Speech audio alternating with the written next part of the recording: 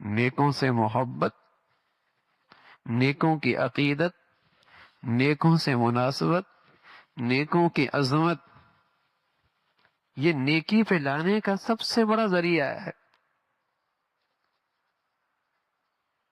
راہ خدا پہ لانے کا سب سے بڑا ذریعہ ہے۔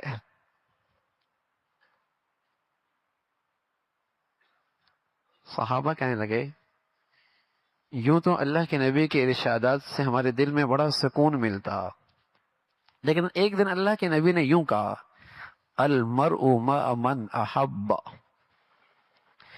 آدمی کل قیامت میں انہی کے ساتھ ہوگا جن سے وہ محبت کرتا ہے۔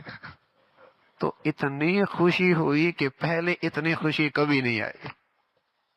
المرء مع من احب، اس لیے کہ اس بارے میں ہمیں پورا اطمینان تھا کہ ہمیں اللہ کے نبی سے سچی محبت ہے۔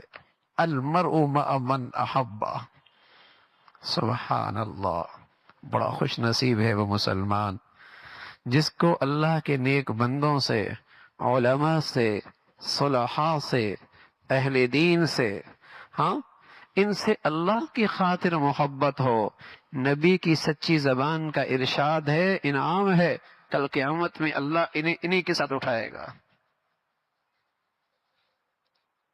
بدنصیب آدمی وہ جو اللہ کے دشمنوں سے دوستی رکھتا ہے، اس کے دل میں اللہ کے دشمنوں کی عظمت اور محبت ہے، جو بے دینوں سے محبت رکھتا ہے، جو دین بیزار لوگوں کی عظمت دل میں لیے بیٹھا ہے۔